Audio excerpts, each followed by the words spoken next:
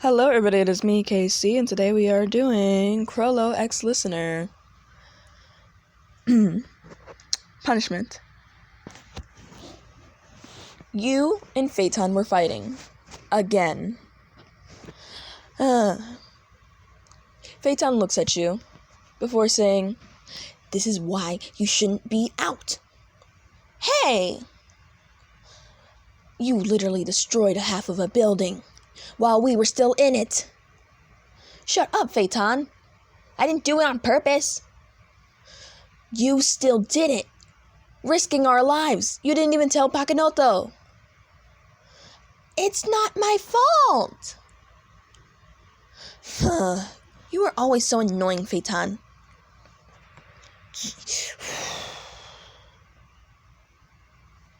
You want to know something again? When Chrollo finds out what you did, you're going to get in trouble again, leading you to not go on a mission for another week or more, because you weren't even supposed to come on this mission. What the heck, Phaeton? Snitch? Ugh. Oh my god, Yin. Uvo screams out. But at least you had the guts to do it. Phaeton turns around to see none other than Uvo standing there. When did you get here? Phaeton asks. Just a couple of minutes ago. I heard your old little screaming and everything. Well, okay, yes, she did end up destroying the building.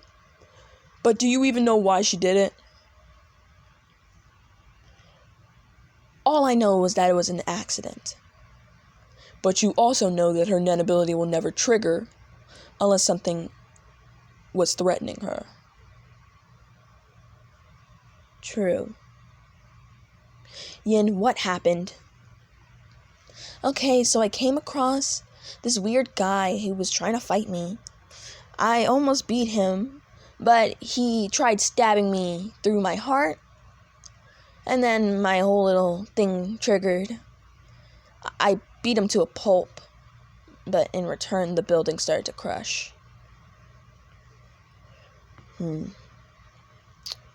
Well, we need to talk to Chrollo about this because we have no clue if this will be a punishment-worthy situation or just another day. I know. Come on. You, Uvo, and Phaeton end up heading back to the base. When you are there, you look around.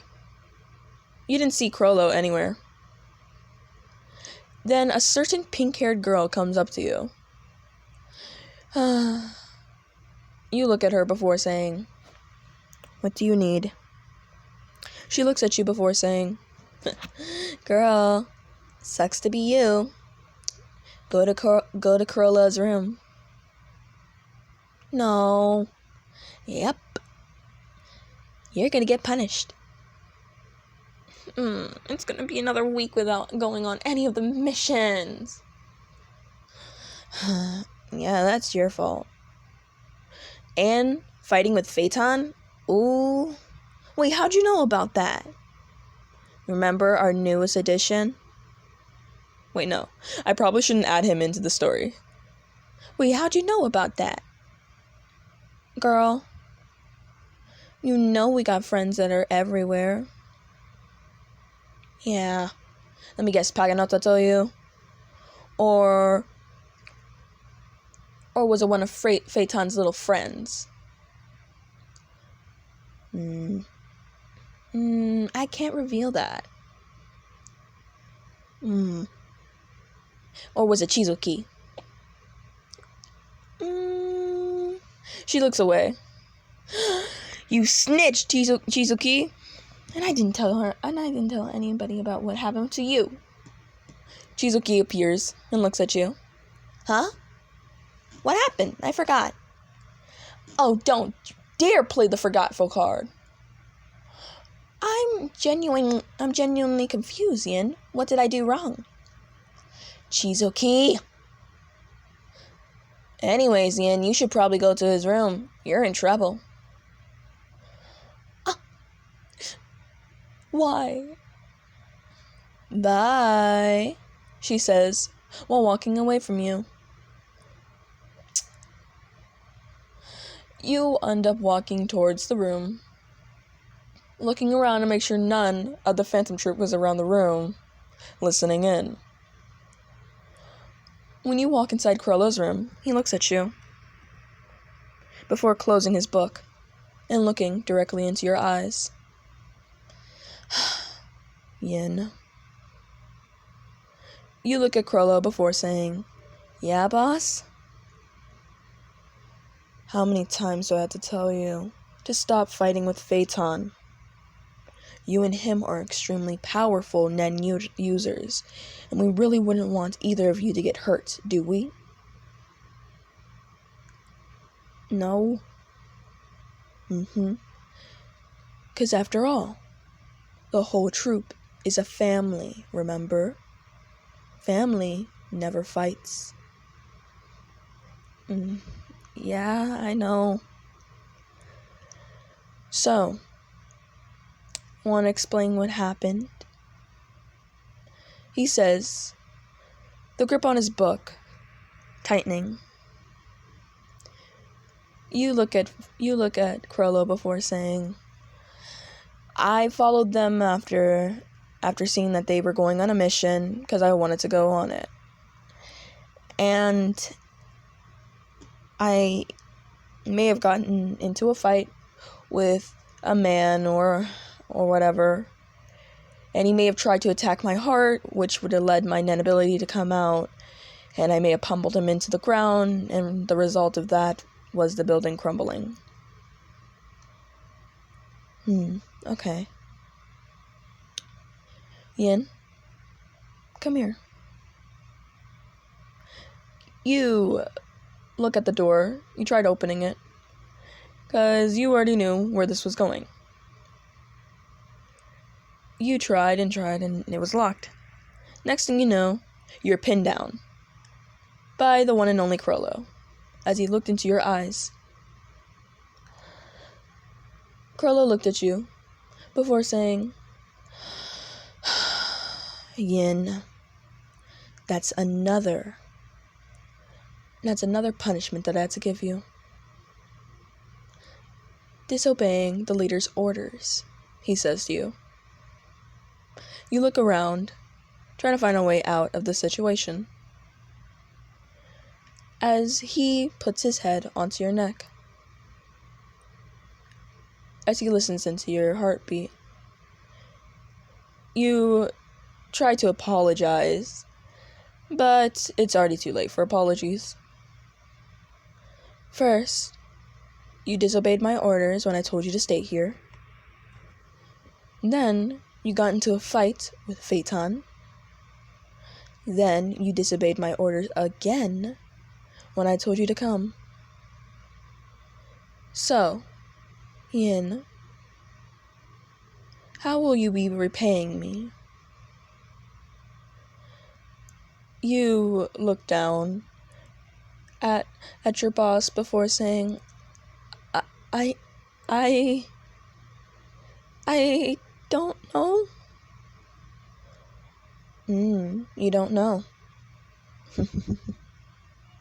Then this is gonna be a whole lot more fun. He starts dragging you away from the door. Your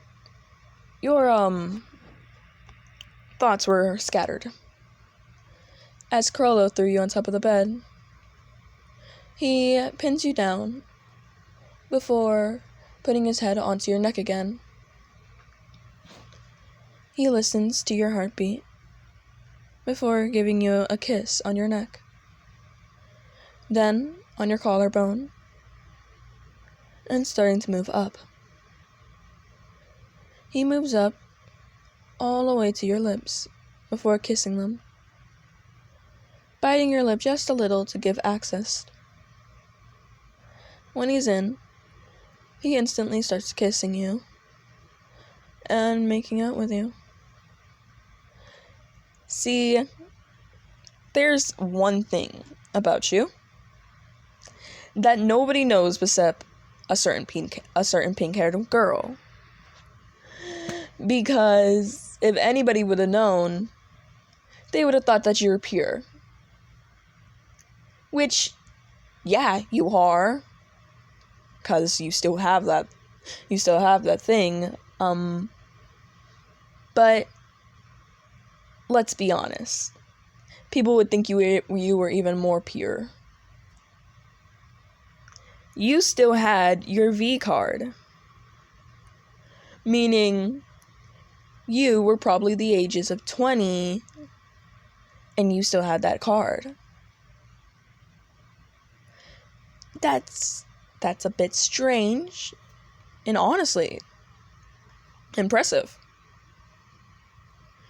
But because of that, you were new to all of this stuff that was happening. And you were too scared to tell Chrollo. So you were just sitting there letting this happen. When Chrollo broke the kiss, he looked at you as he started trailing down your body. You instantly stopped him before he even got down to there. Before you said, "I still have something." Chrollo looks at you. "I still have my..." He instantly knew what you meant. He looked at you before going back up to you and saying, "Okay, we can do a simple makeout then."